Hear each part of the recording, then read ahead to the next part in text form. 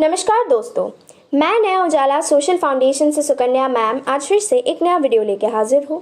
इस वीडियो में हम लोग scope of contemporary political science के बारे में बात करेंगे। समकालीन राजनीति विज्ञान का दायरा क्या है, इसके बारे में बात करेंगे। ठीक है, इसमें बताया गया है कि कंटेम्पररी पॉलिटिकल साइंस को हम लोग कैसे डिवाइड कर सकते हैं। The scope of contemporary political science includes 5 major dimensions, of which is also an autonomous subject of study। मतलब समकालीन राजनीति विज्ञान के दायरे में 5 प्रमुख आयाम शामिल है, जिनमें से प्रत्येक अध्ययन का एक खुद का विषय हो जाता है। मतलब ये अकेले एक स्वतंत्र विषय है पढ़ने का। ठीक है, ऑटोनमस या इंडिविजुअल सब्जेक्ट है या इंडिपेंडेंट डिसिप्लिन है। कैसे? कंटेम्पररी पॉलिटिकल साइंस यानी कि आजकल का ज़माने का या समकालीन जो हमारा पॉलिटिकल साइंस है, इसको हम लोग कैसे डिवाइड करते हैं। तो क्या लिखा है, पहला जो दायरा है वो है पॉलिटिकल थियरी यानी राजनीतिक सिद्धांत। दूसरा है कंपैरेटिव पॉलिटिक्स, जिसको हम लोग तुलनामूलक राजनीति कहते हैं। थर्ड है इंटरनेशनल रिलेशन या अंतर्राष्ट्रीय संबंध। फोर्थ है पब्लिक एडमिनिस्ट्रेशन या लोक प्रशासन। और फिफ्थ है पॉलिटिकल इकोनॉमी यानी राजनीतिक अर्थव्यवस्था।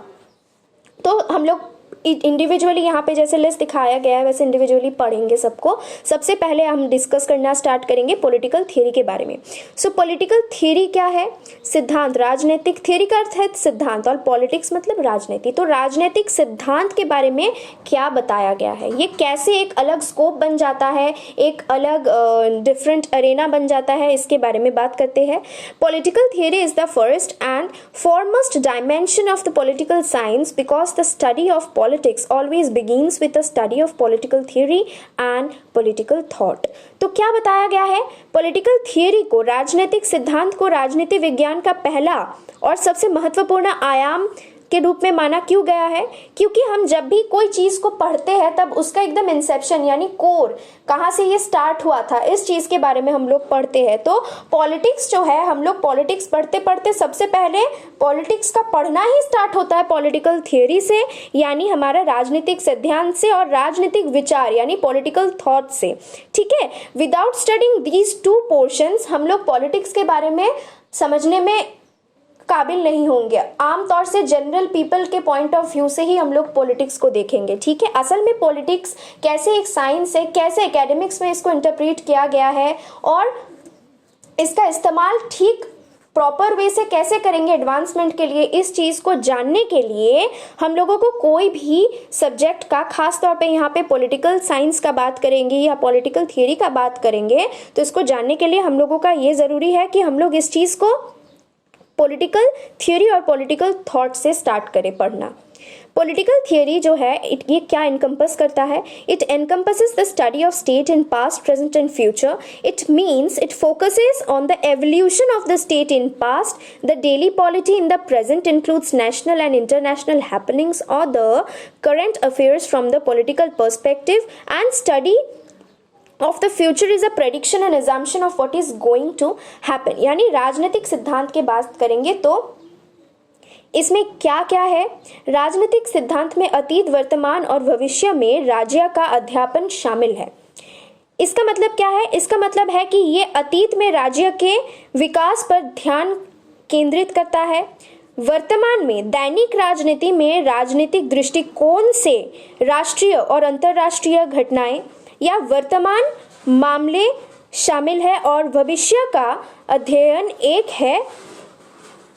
है जो कि आगे क्या होने वाला है इसकी भविष्यवाणी और अनुमान करता है। इसका मतलब पॉलिटिकल थियरी क्या क्या हम लोगों को पढ़ाती है? स्टेट के बारे में पढ़ाती है, राज्य के बारे में पढ़ाती है। यहाँ पे राज्य मतलब एक एंटायर नेशन, जैसे इंडिया का बात करेंगे तो this is what we mean by a state in political science. ठीक है, सो स्टेट के बारे में अगर हम लोग बात करेंगे तो ये स्टेट आगे क्या था, अभी क्या है और फ्यूचर में क्या होने वाली है, ये चीज को पढ़ाता है।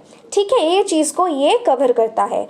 तो पास्ट के बारे में बात करेंगे तो हिस्टोरिकली ये क्या था, इसमें इसका साम्राज्य गठन, स्ट्रक्चरल साम्राज्य का जो गठन था, यहाँ पे जो मंत्री व्यवस्था था ये कैसे था, वहाँ पे मनुष्य के क्या धारणा थे पॉलिटिक्स के बारे में, ये चीज़ पढ़ाया जाता है। स्टेट के बारे में पढ़ाया जाता है पास्ट में, तो इसको भी ये पढ़ाता है। प्रेजेंट यानी आम दौर से अभी, डेली पॉलिटी यानी अभी हमारे वर्तमान और भविष्य में राज्य का क्या अध्ययन शामिल करता है। इसके अलावा अभी वर्तमान व्यवस्था, वर्तमान या दैनिक राजनीति में राजनीतिक दृष्टिकोण से क्या क्या चेंजेस, परिवर्तन हो रहा है, ये चीज को कवर करती है। और फ्यूचर के बारे में अगर हम लोग देखेंगे तो ये फ्यूचर में क्या होने वाला है, क्या अवस्था होगी। अगर नरेंद्र मोदी ने डिमोनेटाइजेशन इंट्रोड्यूस किया तो फ्यूचर में इसका क्या इम्पैक्ट होने वाला है, ये ऑलरेडी टाइम्स ऑफ इंडिया में बताया गया था 2019 साल में।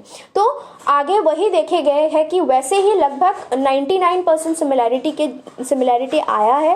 एंड स्लोली क्या बताया गया था कि इसका अलग नोट नहीं निकलेगा कि डिमोनेटाइजेशन करने से जो हम लोगों का ब्लैक मोनेटाइजेशन था वो बंद होगा। बट अनफॉर्चुनेटली 2019 में भी ये प्रेडिक्ट कर दिया था पॉलिटिकल एनालिस्ट्स ऑफ इंडिया ने कि we find that black money will again come back.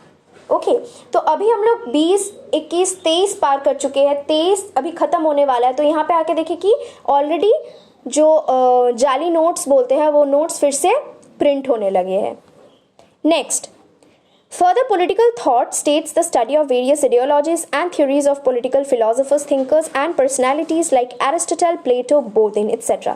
इसके अलावा क्या है, इसके अलावा राजनीतिक विचार में अस्तित्व, एरिस्टोटल, प्लेटो, बोधिन आदि जैसे राजनीतिक दार्शनिक विचारे और वैज्ञानिक की विभिन्न विचारधाराएं और सिद्धांत का अध्ययन शामिल है।